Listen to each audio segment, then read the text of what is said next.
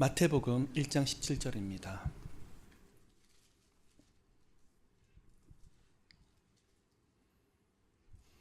제가 읽어드리도록 하겠습니다. 그런즉 모든 대수가 아브라함부터 다윗까지 14대요.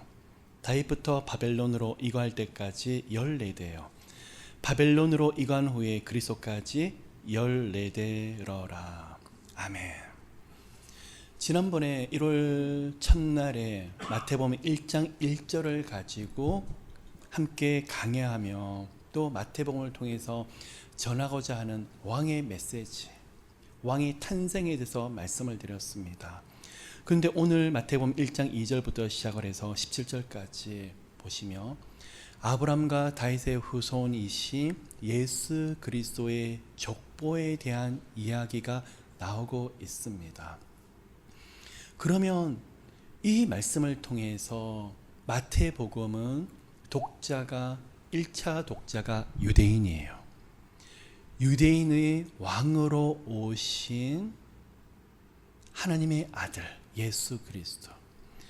처음 예수 그리스도를 믿으시는 분들은 이 말씀을 보았었을 때 도대체 이 족보가 왜 있는 것일까 그러고 있지만 이스라엘 백성과 유대인들은 아브람과 다윗의 후손 가운데 메시아를 보내주신다고 그러셨는데 이 족보를 보시면서 오신다고 하는 메시아가 다윗의 후손이 이렇게 태어나셨구나.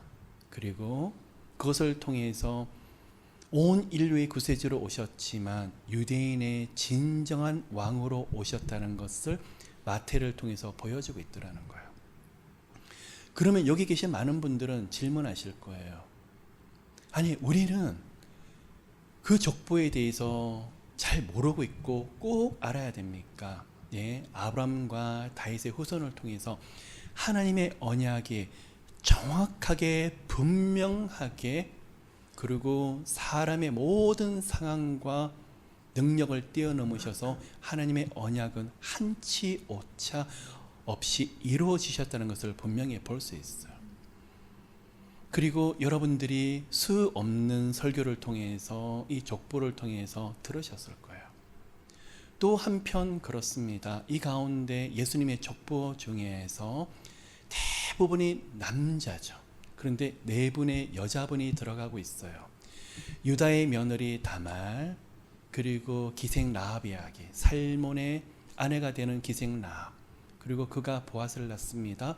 보아스의 아내가 모압 여인 룻이 되는 거고, 나중에 솔로몬이 태어나는데 다윗이 우리아 아내 밧세바를 통해서 솔로몬을 낳는.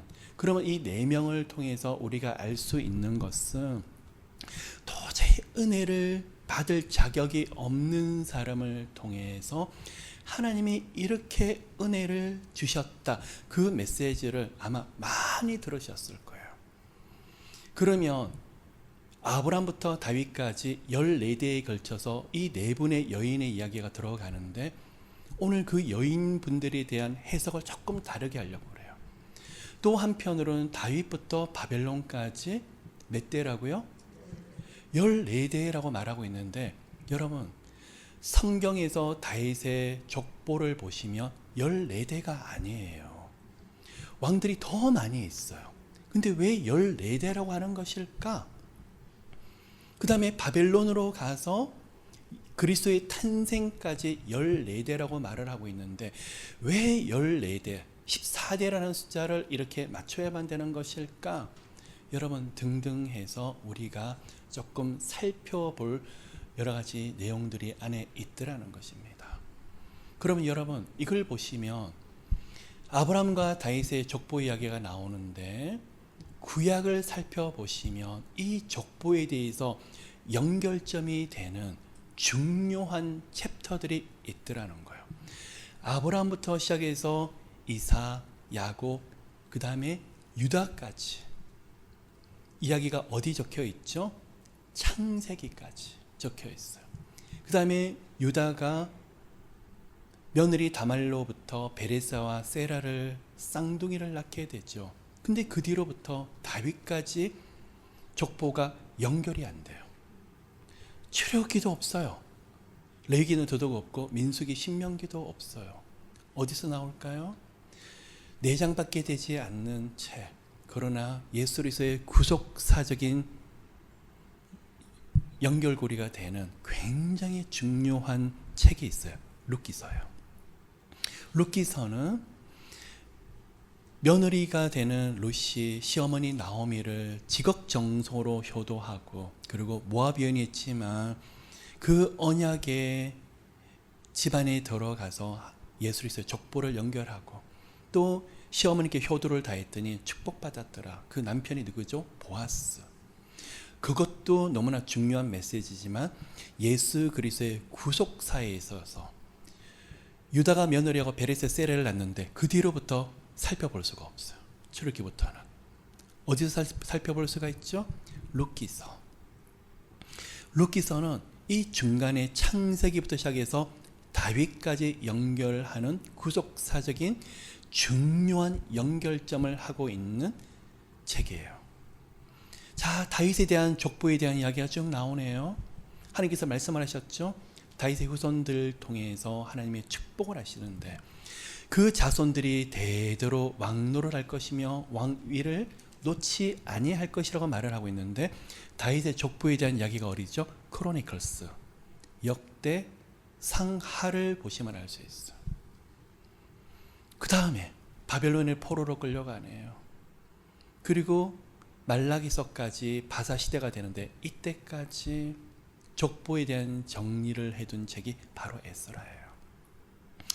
에스라 제사장을 통해서 역대 상하 그리고 에스라, 느헤미야를 기록했다고 많은 성경학자들은 믿고 있는데, 그럼 에스라는 하나님의 말씀으로 돌아가자, 율법을 다시 우리가 앞에서 율법을 붙잡고 하나님 앞에 나아가자 외쳤던, 경건주의 운동을 했던 하나님의 제사장이었지만 그가 끊임없이 꿈꾸고 있었던 것은 메시아 대망 사상이었어요. 메시아가 오기를 기대했더라는 거예요.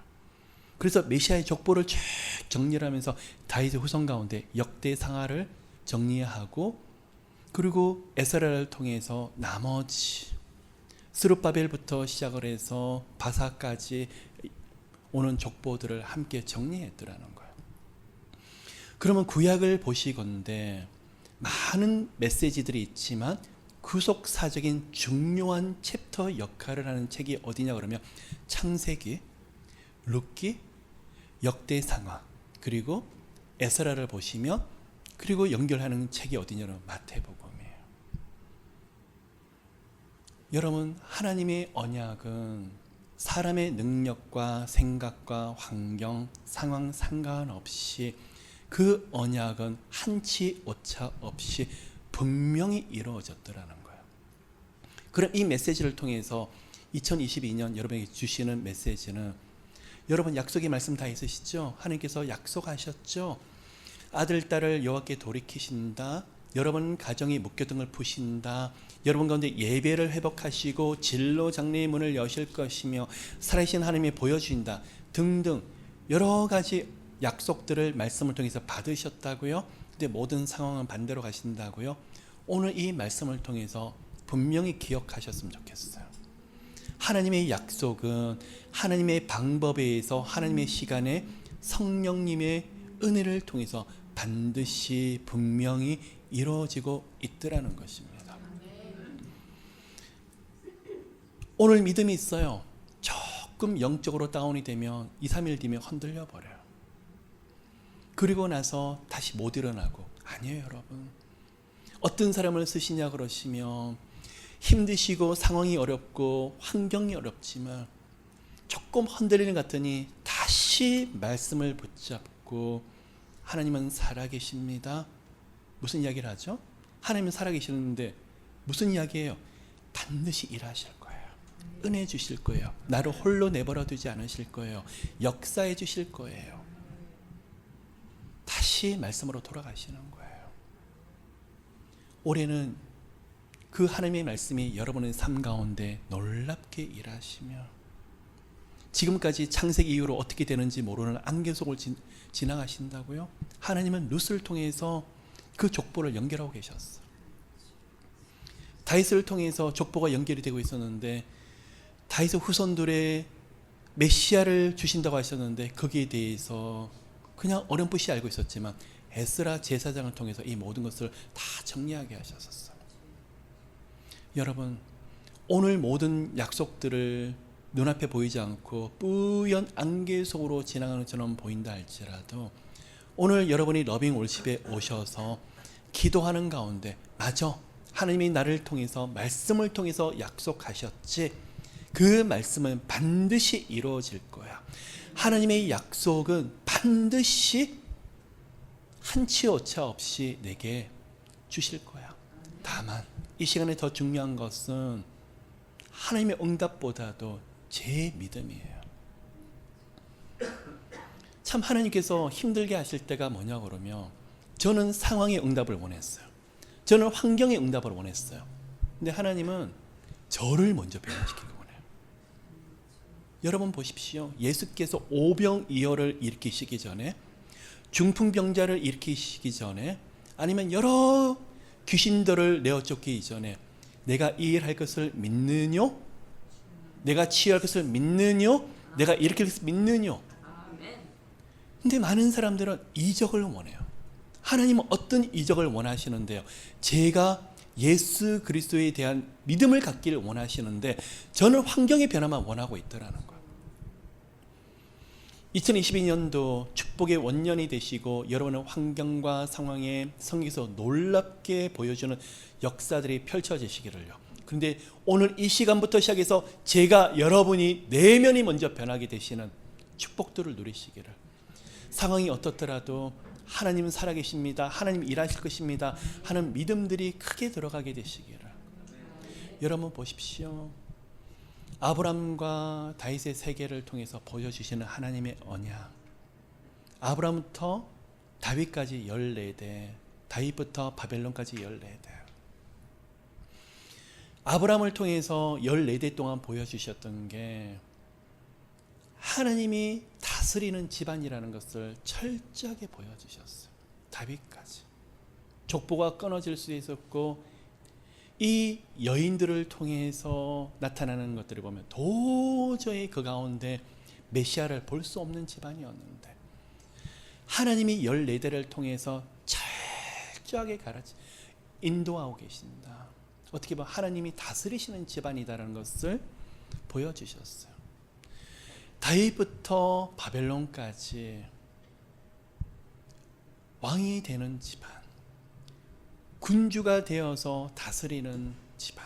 근데 이 가운데 주시는 메시지가 뭔지 아십니까? 사사기를 보시며 왕이 없으므로 자기 소견에 좋은 대로 행하였더라. 왕이 없었어가 아니라 믿음이 없었어요. 하나님을 경외하지 않았기 때문에요. 예배를 드리지 않았기 때문에요. 근데 그들은 뭐라고요? 왕이 없었기 때문에. 나중에 사무엘에게 찾아가서 그들이 여호와께 제사를 드리고 하나님이 더 큰 은혜를 입는 것보다도 그들이 원했던 것은 왕을 주시라는 거예요. 사사기는요, 하나님께 제사 드리고 예배 드리고 하나님을 기쁘게 하면 하나님께서 정치, 경제, 사회, 문화 그리고 모든 군사력까지 하나님이 철저하게 보호하시겠다는 약속을 가진 시대가 바로 사사기였어요. 그러면 하나님을 떠나게 되면 반대로 모든 것이 어려워질 수 있다는 것을 보여주는 시기였어요. 그러면 그들이 요한 앞에 돌이키는 것이 아니라, 하나님 앞에 더 제사 드리고 예배 드리는 것이 아니라 뭘 찾고 있다는 거죠? 이웃 나라 보니까 왕들이 있던데, 전쟁에 앞장서주는 왕이 있던데 우리는 왕이 없기 때문에 그렇다고. 진정한 왕이 누구신데요? 하나님이시잖아요. 그거를 계속적으로 도전하고 계셨지만 백성들은 눈이 열리지 않으니까 왕 주세요. 하나님은 제사 드리고 내게로 마음을 향하라고 말하는데 왕 주세요. 그래서 하나님께서 어떻게 하셨을까요? 그들이 원하는 왕을 주시는데 문벌도 좋고 인물도 좋고 배경도 좋은 가장 좋은 왕을 주셨어요. 누구일까요? 사울 왕을 주셨어요. 비록 그를 폐위하였지만 다윗을 통해서 너희들이 왕을 달라 해서 왕을 주었고 다윗을 통해서 또 대대로 왕노릇하게 하려고 했는데 좋은 왕이 없네요. 14대를 통해서 보여준 게 뭔지 아십니까? 비록 성군인 위대한 왕이었던 다윗이었는데 바벨론까지 쭉 내려가는 거 보니까 좋은 왕이 없어요. 누가 좋은 왕이었죠? 한번 따져보십시오. 솔로몬 이래로 르호보암, 아비야, 그 다음에 아사, 여호사밧. 여호사밧 정도가 좋은 왕이었을까요? 여호사밧도 나중에 보면 아합과 결혼 동맹을 맺게 되는데 나중에는 집안이 어려워졌죠. 요람, 아시야, 그리고 요아스. 나중에 요아스도 굉장히 하나님이 세우셨지만 자기를 세웠던 제사장을, 그리고 제사장의 제물을 죽여버리고, 나중에 보면 히스기야 정도, 요시야 정도 좋은 왕이었을까요? 그러면 제가 다윗 이래로 좋은 왕이라고 손꼽을 수 있는 왕은 여호사밧, 히스기야, 요시야 3명밖에 되지가 않네요. 그러면 이 14를 통해서 뭘 보여주시냐 그러면, 비록 다윗의 집안이라고 할지라도 진정한 왕이 없고 하나님을 경외하고 백성을 그렇게 사랑하는 왕들은 없더라. 손에 꼽을 정도다. 이런 집안을 통해서 누가 탄생했더라는 거예요? 예수 그리스도. 너희들이 왕을 달라고 해서 왕을 주었지만 북이스라엘의 왕은 엉터리 없고 말할 것도 없고, 비록 다윗의 집안이라고 할지라도 왕다운 왕이 누가 있느냐? 없지 않느냐?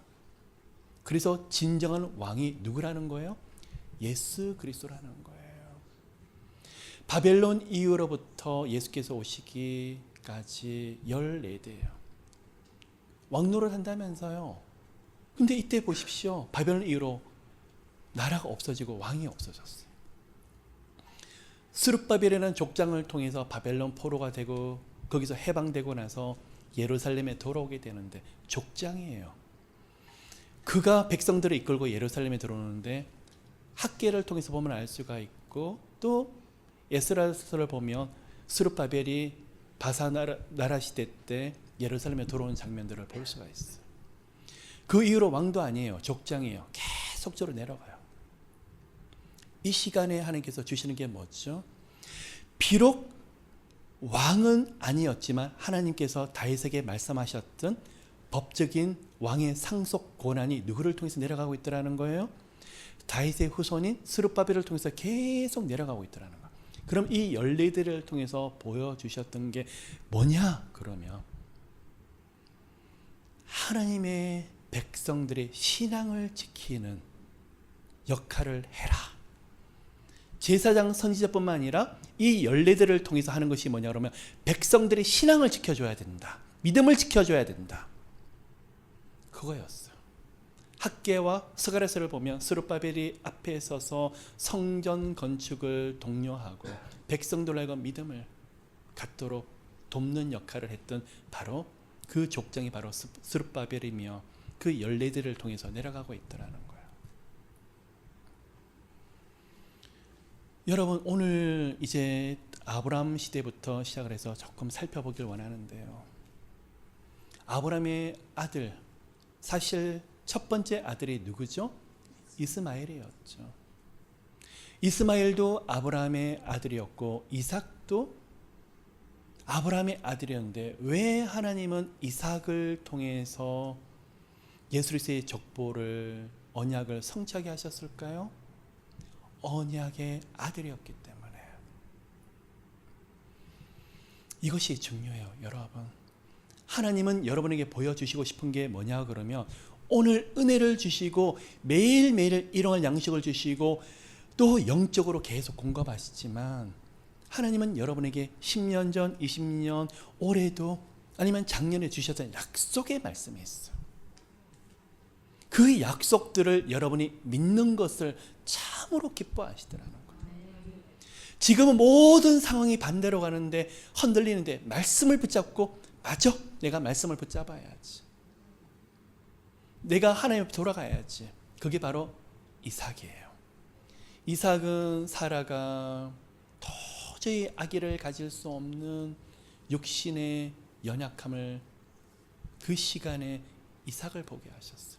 그러면 예수 그리스도의 족보는 아브라함부터 시작이 되는데 어디로 흘러가죠? 사람의 힘으로는 아들을 낳을 수가 없는데 하나님의 능력으로 아들을 주셨다. 그것이 바로 이삭이에요. 또한 이삭이 아들을 낳는데 리브가 사이에서 몇 년을 기다렸죠? 모든 유산 상속을 다 받았고 부족함이 없을 것 같았는데 아들 달라고 20년을 기도했어요. 몇 년 동안요? 여러분 몇 년 기도하세요? 이삭은 아들 달라고 20년을 기도했었어요. 우리는 6개월 기도하고 하나님 응답 없다고. 왜 하나님이 약속을 안 지키시냐고. 5년, 10년. 아니요, 여러분. 하나님의 약속은 반드시 이루어지세요. 이 약속을 기다렸는데 결국 야곱을 통해서 그 하나님의 언약이 이루어지고 있는데 야곱을 통해서 몇 명의 아들들이 태어났습니까? 12명의 아들이에요. 이 족보를 보시면 첫째 아들이 르우벤이었는데 근데 르우벤은 문제가 있었죠. 하나님께서 르우벤을 그 서모인 비라와 함께 통간을 하게 되고 그리고 야곱은 그 중에서 요셉을 가장 아꼈던 것 같아요. 근데 르우벤도 아니고 요셉도 아니고 누구에게 하나님께서 축복의 상속권을 넘어가게 하시죠? 이건 하나님의 주권이에요. 유다예요. 유다. 하나님께서 이 야곱을 통해서 야곱의 마음은 어떻게 보면 요셉을 통해서 그 일들이 이루어질 수 있었지만 이거는 하나님의 은혜더라는 거예요. 여러분 이 자리에 앉아 계시는 모두가 유다 같아요. 하나님이 택하시고 어떻게 보면 넷째 아들이에요. 전혀 자격이 없어요. 둘째도 아니고 넷째라니까요. 근데 하나님께서는 유다를 강권적으로 택하셨어요. 요셉도 아니에요. 벤야민도 아니에요. 유다예요. 유다에서 왕의 홀이 떠나지 아니하게 하시고 요셉의 은총과 은혜 기름 부심이 가득하시기를 축복해요. 그런데 동시에 르우벤도 아니고 요셉도 아닌 유다를 택하셨던 그 은혜가 여러분의 가정에 아름다운 응답으로 가득하십시오. 그런데 보십시오. 이때부터 시작해서 4명의 여인이 나타나요. 4명의 여인이 누구일까요? 유다가 며느리 다말로부터 그리고 살몬이 기생나 보아스가 모압 여인 룻 다윗이 우리아의 아내 참 족보 보면 그냥 그죠? 왜 우리아의 아내 밧세바가 들어요? 그냥 밧세바라 그러면 될 텐데 너무 적나라해요. 우리아의 아내가 꼭 들어가 있어요. 은혜 받을 자격이 없는 우리에게 주셨더라는 거예요. 며느리 다말도 이방인이었어요. 여러분 며느리 다말 생각을 해보세요. 남편이 죽었어요. 그가 원했던 것은 남편의 시동생을 통해서 이어지고 자기가 집안의 종속이 계속 내려가는 거였어요. 시동생도 데려가 버리시네요. 쳐버리시죠. 그가 바로 오난이죠. 얼마나 절망을 해요. 그러면 다말의 모습은 지금 누구를 상징하죠? 버림받았어요. 시아버지도 다말에게 가서 손을 내밀어주고 위로하고가 아니라 그냥 다말은 남편 죽고 그리고 그들의 관습에 의해서 시동생을 통해서 어떻게 보면 그 종속이 내려갈 수 있도록 그 당시에 관습이었는데 시동생도 죽어버리고 자기의 자손이 아무도 없어요. 완전히 절망하고 절규하고 인간적인 방법은 다 써보았는데 처절한 그 마음을 가졌던 마음이 누구일까요? 며느리 다말이에요. 하나님은 이 다말이 저는 그래요. 이 4명의 여인들이 부정하다? 아니면 정말 율법에 어긋나는 많은 부분이 있다고 그러지만 우리들 모두가 그래요. 그럼 여기서 주시는 메시지가 무엇일까? 며느리 다말이 신앙도 없었지만 시아버지 앞에 가서 물론 그것은 잘못되었지만 그가 얼마나 절규하는 마음 시아버지를 사랑했기 때문에 그랬었을까요? 그것보다는 자기 자식 하나 법적인 상속되는 자식 하나를 갖기 위해서 절규를 했었던 며느리 다말이에요. 여러분 어떻게 보면 우리 모습이기도 해요. 어떤 문제를 통해서 여러분 정말 솔직히 하나님은 붙잡으세요. 언제 하나님 붙잡죠? 수단 방법 가리지 않고 내 방법대로 다 하다가 절벽 끝에 섰을 때요. 여러분 보세요. 보통은 제 방법대로 다 해요. 끝에 가서 두 손 들어요. 며느리 다말이 그래요. 두 손 들고 있을 때 하나님이 이 여인을 바로 예수 그리스도의 족보에 딱 넣어버리시더라는 거예요. 그럼 이 다말을 통해서 배울 수 있는 게 뭐냐? 정말 수단 방법 가리지 않고 그랬던 여인이었고 인간적인 방법으로 그랬지만 그 안에 절규하고 처절한 심정을 가지고 있는 그 여인을 버리지 아니하시고 예수 그리스도의 족보에 들어와라. 여러분 오늘 러빙 월십 기도를 통해서 우리 한 가지 마음을 가지시면 돼요. 정말 처절하리만큼 찢어지는 마음. 하나님, 제가요 다 해보았거든요. 저 아무것도 못해요. 다 포기했어요. 이제는. 그게 바로 누구라고요? 다말. 오늘 다말의 심정을 가지고 예수 그리스도 앞에 나가게 되면 그 여인을 예수 그리스도 족보 안에 들어가게 하셨잖아요. 그 은혜를 누리시는 모두가 되시기를요.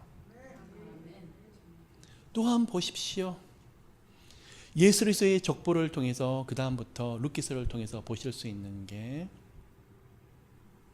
나손이 살몬을 낳고 살몬은 라합에게서 보아스를 낳고 이 나손을 보면 민수기 7장 1절을 보시면 회막에서 첫째 날 제사를 드렸던 인물로 나와 있어요. 경건했던 사람이었던 것 같아요. 그의 아들이 누구죠? 살몬이라고 나오고 있어요. 이 살몬이 기생 라합을 아내로 받아들였는데 많은 성경학자들이 도대체 이 살몬과 기생 라합이 어떻게 만나게 됐었을까? 그 많은 요인 중에서 추론하건대 여러분 여호수아서 2장을 들여다보시며 여호수아가 2명의 정탐꾼을 여리고성에 보내죠. 이 2명의 정탐꾼을 누가 숨겨두죠? 기생 라합이 숨겨두. 그 중에 2명의 정탐꾼 중에 1명이 아마 살몬이었을 거라고 추측하고 있어요. 나중에 하나님께서 여리고성을 무너뜨리시고 기생 라합과 그 집안을 다 건지셨을 때 아마 살몬과 기생 라합이 자 죽음의 시간에서 자기를 보호했던 자기를 뒤에서 숨겨주었던 여인이니까 얼마나 더 마음이 더 그랬겠어요. 그래서 아마 살몬이 기생 라합을 찾아가서 또 그때부터 마음들을 나누지 않았었을까. 기생 라합에 대해서 성경은 innkeeper 아니면 여인 속 주인이라고 말하고 있지만 그 당시에 신분이 굉장히 낮았을 여인인 것은 분명한 것 같아요. 한번 보십시오 여러분. 여리고 여인이었는데 그가 하나님에 대한 이야기를 들었다?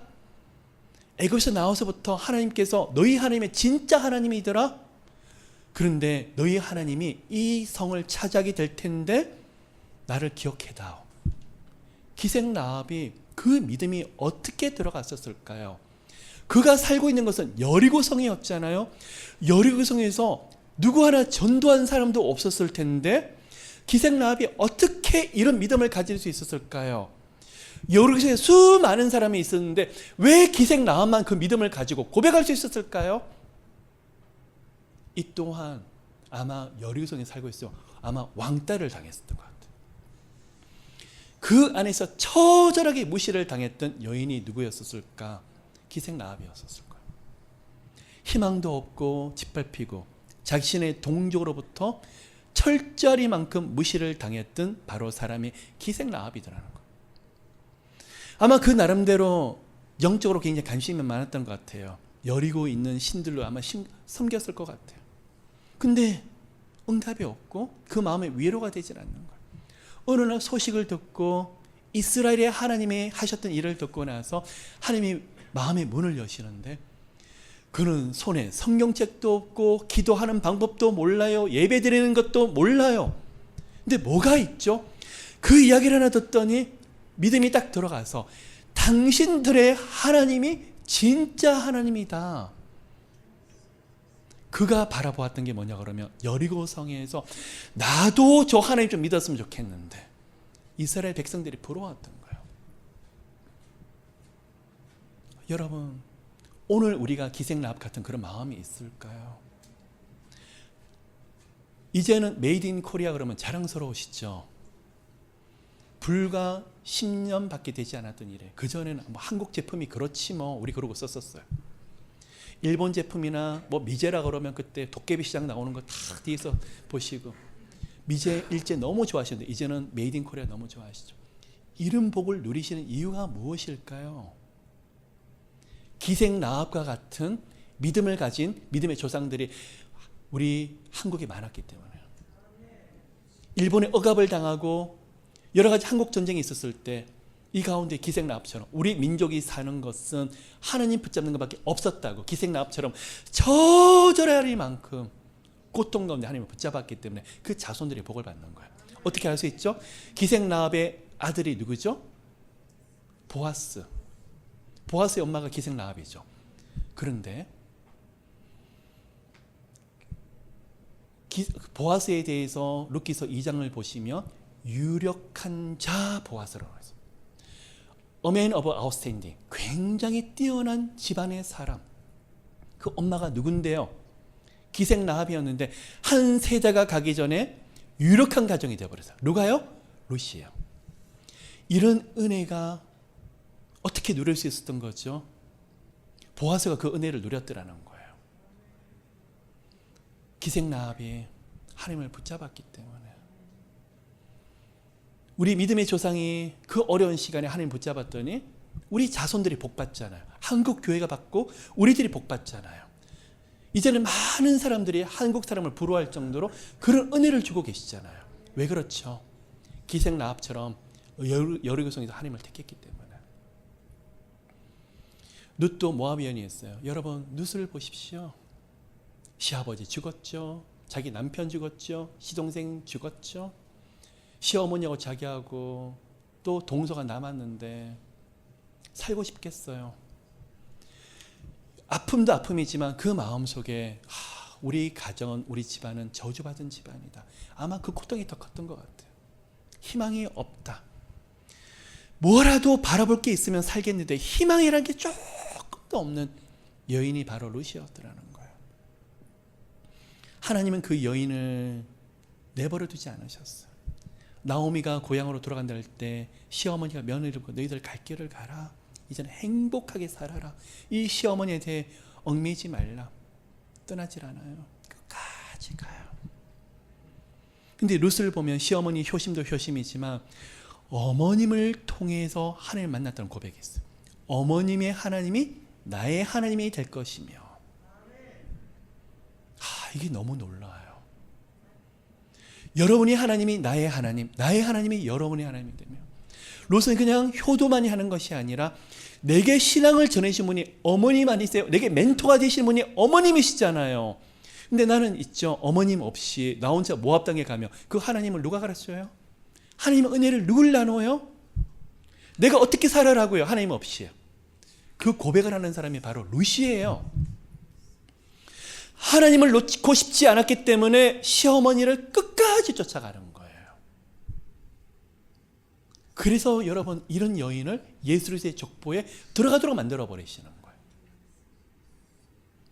오늘 여러분 우리 가운데 며느리 다말처럼 기생라합처럼 룻처럼 아프고 원통한 일이 많고 고통스럽고 절망스럽고 그런 사람일수록 마음을 더 찢어요. 그런 사람일수록 하나님께 더 큰 은혜 주세요. 우리 하나님이 부어주신 은혜가 너무 커요. 여러분 한 분 한 분이 그러세요. 지금 여러 가지 독감도 유행을 하고 오미크론도 그렇고 상황도 어려운데 이 자리에 와 계신다. 여러분이 그 4명의 여인들처럼 처절하고 절망 가운데 있는 그 마음을 가지시기 때문에 이 자리에 계시더라는 거예요. 그분들이 주셨던 은혜처럼 우리들에게 주시는 은혜가 너무 놀라울 거예요. 다윗이 이 밧세바 어떻게 보면 자신의 남편이 전쟁터 나가서 우리야 너무나 충성된 사람인데 죽죠. 다윗에게 왕으로 갔었을 때 얼마나 많은 사람이 다윗에게 손가락했을까요? 밧세바에게 손가락했었을까요? 다윗도 손가락을 받았지만 밧세바에게 오는 손가락이 굉장히 무서웠을 거예요. 주변에서 왕후라고 그러지만 뒤에서 시녀들부터 해서 손가락질하고, 어떻게 보면 밧세바도 굉장히 외로운 사람이었었어요. 첫 번째 아들이 죽죠. 그 또한 순탄한 인생이 아니었던 것 같아요. 손가락질 받은 인생이었고 왕후였지만 진정한 왕후를 제대로 못 누렸던 사람이 바로 밧세바였었고, 아들 죽는데 나중에 그 가운데 하나님이 건져주시지 않으세요. 그런 밧세바, 어떻게 보면 겉모양은 화려하지 실속을 들어가면 별로 좋은 게 없는 그 여인을 바로 예수 그리스도의 족보 안에 올라가게 하셨더라는 거예요. 여러분, 그게 바로 아브라함과 다윗까지 14대에 걸쳐서 내려오는 하나님이 다스리는 가정. 근데 은혜 받을 자격이 없는 가정에 은혜 주셨지만 더 찢어지고 아프고 원통하고 절망이 가득한, 너무나 힘들고 절규하는 이 4명의 여인이 상징되는 집안이 누구냐 그러면 아브라함의 자손들의 집안이더라는 거예요. 다윗이 왕이 되고 14대까지 바벨론으로 내려가고 있어요. 여러분, 솔로몬이 다윗과 밧세바의 몇 번째 아들일까요? 2번째, 3번째, 4번째? 그 중에 하나겠죠. 4번째 아들이에요. 어떻게 보면 솔로몬도 왕이 될 수 있는 자격이 없었던 사람이에요. 솔로몬의 외할아버지가 누군지 아세요? 솔로몬의 어머니는 우리아의 아내 밧세바였고, 그 외할아버지가 누구일까요? 하나님의 지혜와 비슷할 정도로 탁월한 지혜를 가졌던 사람이 아히도벨. 아히도벨이 훗날 누구에게 붙는 거예요? 다윗에게 장인이 반역을 해요. 압살롬에게 붙어가지고 반역을 일으킬 때 압살롬에게 탁월한 지혜를 넣어준 사람이 누구냐 그러면 솔로몬의 외할아버지예요. 그러면 솔로몬의 집안을 들여다보면 우리아 아내 밧세바는 남편도 죽었고 손가락질을 받는 데다가 더 큰 손가락질을 받는 게 뭐냐 그러면 그 아버지가 압살롬의 반역을 할 때 그 옆에서 모든 모략과 지혜를 베풀었던 사람이 자신의 아버지예요. 반역자의 집안이에요. 밧세바는 더 이상 몸둘 곳이 없는 거예요. 근데 그 아들, 그것도 2번째 아들의 4번째 아들 솔로몬을 하나님이 택하셔서 다윗의 후손으로 예수의 족보에 딱 넣어버렸어요. 여러분 들여다보시면 이때부터 시작을 해서 르호보암, 아비야, 아사, 여호사밧. 근데 성경을 보시면요, 뭘로 보시냐 그러면 8절을 보시면 아사는 여호사밧을 낳고 여호사밧은 요람을 낳고 요람은 우시아를 낳고 우시아는 요담을 낳고. 족보를 보시면 잘 모르시겠죠. 그런데 여기서 보면 3명의 인물이 딱 빠져요. 뭐냐 그러면 여호사밧이 아들이 있어요. 요람인데 요람이 아합의 딸 이세벨의 딸 아달랴와 결혼 동맹을 맺는데 그 아들이 요람이에요. 근데 요람 다음으로 어디로 넘어가죠? 성경을 보시면 우시아로 넘어가고 있어요. 그러면 요람과 아달랴 사이에 누가 있었냐 그러면 아시아가 있었었고 나중에 요아스가 있었었어요. 아마샤라는 왕이 있었어요. 이 3명의 왕이 성경에 딱 빠져요. 빠지고 지금 누가 들어가죠? 우시아가 들어가요. 성경에는 실수가 많구나. 아니요, 성경은 오류가 없어요. 이 3명의 인물이 왕이 왜 빠졌을까요? 자, 보세요. 중요한 내용이 있어요. 요람이 여기서 아달랴하고 결혼하게 되는데 나중에 보십시오. 아시아가 이 가운데에서 태어났는데 이 아시아가 외삼촌이 누굴까요? 아합의 아들. 북이스라엘의 왕노릇을 하는데 이 이름이 요람이에요. 요람이 중병에 걸렸다 그래서 문병 갔다가 이때 쿠데타가 일어나요. 예후라는 사람이 쿠데타를 일어나서 원래 북이스라엘의 왕인 요람을 죽이려고 하는데 딱 보니까 남유다의 왕이신 아달이 와 있네요. 다 죽여버려요. 이 일로 인해서 아달랴가 6년간 남유다를 다스려요. 그럼 그 다음 족보가 누구로 연결이 되는 거죠? 요아스가 아시아의 아들이고 아마샤예요. 율법에 의하면 왕위를 빼앗으려고 하는 사람은 3대가 저주를 받는다고 말하고 있어요. 그럼 누가 왕위를 빼앗았죠? 아달랴가 빼앗았어요. 아달랴가 왕위를 빼앗으니까 아달랴의 후손들 3대가 율법에 저주를 받는다고 나오는 거예요. 그래서 3대가 빠져버려요. 아달랴의 아들이 누구죠? 아시아. 그 다음에 아시아 아들이 요아스, 아마샤 3대를 딱 빼버려요. 율법을 근거로 해서 빼고 있는 거예요. 그 다음 보십시오. 그 다음에 요람에서 우시아를 넘어가죠. 자, 이걸 통해서 보여줄 수 있는 게 뭐냐 그러면 이 왕들을 보아라. 정말 경건하고 진실되고 하나님을 경외하는 왕이 누가 있느냐?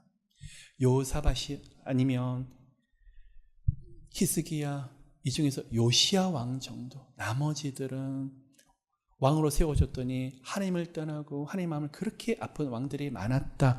그런데 이 중에서 예수 그리스도를 보내셔서 사람의 왕이 있을 때는 기대할 것이 없지만 예수 그리스도를 보내셔서 진정한 왕이 태어나게 될 것이다. 여러분 또 재밌는 게 있어요. 뭘 보시냐 그러시면 10절 보시면 히스기야는 므낫세를 낳죠. 근데 므낫세는 악한 왕 중에서도 제일 악한 왕이에요. 아까 보면 그 3명에 빠진 왕보다도 더 악한 왕이 누구였죠? 전성설에 의하면 이사야 선지자를 톱으로 허리를 반토막 내서 죽였다는 왕이 누구냐? 므낫세예요. 근데 므낫세는 들어가네요. 왜 들어가죠? 이게 너무 은혜예요. 나중에는 회개를 크게 해요. 여러분, 하나님의 은혜가 이 정도로 엄청나더라는 거예요. 므낫세가 들어가죠. 그 다음에 아몬을 낳는데 요시아가 너무 좋은 왕이었어요. 아마 다윗 이래로 가장 성군 중에 성군이었고 말씀 중에서 벌벌 떨면서 하나님을 경외했던 왕이 누구냐? 요시아예요. 그런데 요시아를 보시면 요시아는 여고냐와 그의 형제를 낳으니라. 자, 이 가운데 권사님, 집사님 성경부를 좀 하시면 오늘 좀 어렵죠? 내용들이 너무 방대하죠? 나중에 설교 녹화된 거 다시 한번 들어보십시오. 요시아를 보시면 그 이후로 4명이 왕노릇해요. 요아야스, 요아김, 시드기야 4명이 왕노릇을 해요. 족보에 없네요. 족보에 없어요. 족보에 없고 누가요? 누가 지금 이름이 들어? 여고냐라는 사람이 들어가고 있어요. 이들이 하나님 앞에서 너무 악했고 하나님 보시기에 너무 하나님 보시기에 아니다 싶으니까 이 이름들을 족보에서 빼버리셨던 것 같아요. 그러면 이 중에서 요시아의 첫째 아들이 요아야스, 두 번째 아들이 요아김, 세 번째 아들이 시드기야 이렇게 돼야 되는데 이 요고나는 누구냐 그러면 요아김의 아들 요아긴이 요고나예요. 참 이것도 은혜예요. 이것도 은혜예요. 제가 이 족보를 보면 도저히 족보에 들어갈 수 없는 사람을 택해서 하나님 쓰시더라는 거예요. 그런데 요아긴이 실제로는 3개월도 왕노를 하지 않았었고 나중에 바벨론으로 끌려가게 되는데 훗날 그가 회개를 해요. 또 마찬가지예요. 므낫세하고 비록 3개월 짧은 시간에 왕노를 했지만 나중에 돌아가서 회개했더니 하나님이 예수 그리스도의 족보 속에 들어갔더라는 거예요. 이게 누구냐? 전혀 뜻밖의 인물이 들어가요. 요아긴이라는 왕 이름이 들어가고 있어요. 그러면 요시아의 족보는 누구를 통해서 연결되고 있더라? 요아김의 아들인 요아긴을 통해서 그 족보가 연결되고 있더라는 거예요. 여러분, 그래서 참 하나님의 은혜가 뭐냐 그러면 이 사람은 들어갈 자격이 있지. 그 사람은 빼버리고 이 사람은 들어갈 자격이 없지. 그런데 하나님께서는 그를 불쌍히 여겨버리시더라고요. 여러분, 우리는 하나님의 은혜를 받을 자격이 조금도 없는 사람. 납작 엎드리십시다. 그러면 내가 이 정도면 괜찮은 왕이지. 그 이름 다 빼버리시고 며느리 다말, 라합, 룻, 바세바, 이 네 명의 여인들, 절규하고 아무것도 할 수 없는 네 명의 여인들에게 어떤 왕보다 더 큰 은혜를 주셨던 그 족보가 바로 여기 지금 기록이 되어 있어요. 우리들 모두에게 그런 은혜가 가득하십시다. 14대까지 흐르고 흐르는데 여기서 보면 나코가 나와. 겟나오라는 뜻이 뭐냐면 아버지가 아들을 낳다는 것들인데 내가 너의 아버지라는 거예요. 그런데요, 한 가지 여기서 재밌는 게 있어요. 나코라고 나오고 있는데 16절을 보시면 야곱은 마리아의 남편 요셉을 낳았으니 마리아에게서 그리스도라 칭하는 예수가 뭐라고 나오죠? 나시니라. 예수님의 족보 14대 가는데 위에서는 나코인데 여기서는 나시니라. 나코라는 말이 생략이 되어 있어요. 다시 말씀을 드리며 나머지는 육신의 방법을 통해서 다 태어났어요. 부부가 만나서 육신을 통해서 자녀들이 다 태어났는데 육신을 태어나지 않고 태어난 분이 누구시라는 거예요? 예수 그리스도예요. 능동형으로 쓰여진 게 아니라 수동형으로 쓰여져서 이 말의 뜻이 뭔지 아세요? 비록 태어났지만 법적인 상속을 가진 권한이 예수 그리스도로 태어났지만 무슨 말이냐 그러면 육신을 빌렸을 뿐이다. 인간의 힘으로 낳은 독생자 예수 그리스도가 아니라 사람의 몸을 잠시 빌렸을 뿐 인간적인 방법으로 낳은 것이 아니라 빌려서 거기서 태어나게 했을 뿐이라는 이야기를 강조하고 있는 거예요. 그러면 예수 그리스도를 통해서 보여주는 게 사람의 아들이 아니라 하나님이신데 사람으로 오신 하나님이라는 것을 여기서 분명히 말하고 있어요. 마리아에게서 그리스도라 칭하는 예수가 나시더라. 우리도 똑같아요. 여러분 이제 말씀을 마치고 정리하려고 해요. 우리가 예수 그리스도를 믿는 것이 아니라 예수께서 우리를 만나 주셨고 우리가 하나님을 예배드리는 것이 아니라 성령께서 은혜 주셔서 예배드리도록 하시는 것이고 우리가 기도하는 것이 아니라 성령께서 우리 마음을 여시고 기도하게끔 하시는 것이고 우리가 말씀을 보는 것이 아니라 성령께서 눈을 여실 때 우리가 깨달아지는 거예요. 우리는 아무것도 아니에요. 성령께서 은혜 주실 때 우리는 수동형적인 삶을 살 뿐이에요. 모든 것이 은혜더라는 거예요. 단 한 가지, 오늘 이 시간에 넋두리 하시고 절규하시고 너무 힘드신데 생각하십시오. 4명의 여인들 다 통과하고 절규하는 여인이 받았던 은혜가 어떤 은혜인지. 내가 왕이라고 다윗의 후손 중에서 왕이라고 하면서 자기 멋대로 했던 왕들은 이름이 빠져버리고 족보 속에서 들어가질 못하는데 이 4명의 여인들은 족보 속에 들어가고 그 가운데 예수께서 사람의 힘으로 나온 것이 아니라 태어나 주셨는데 그 예수께서 4명의 여인처럼 우리를 보고 계시더라는 거예요. 여러분 정리할까요? 그 인생의 어떤 집안, 인류의 그 어떤 집안이랄지라도 예수 그리스도의 집안처럼 좋은 집안은 없을 거예요. 근데 딱 들여다보시면 은혜 받을 자격이 조금도 없는 가정. 바로 이 가정을 통해서 우리에게 주시는 메시지.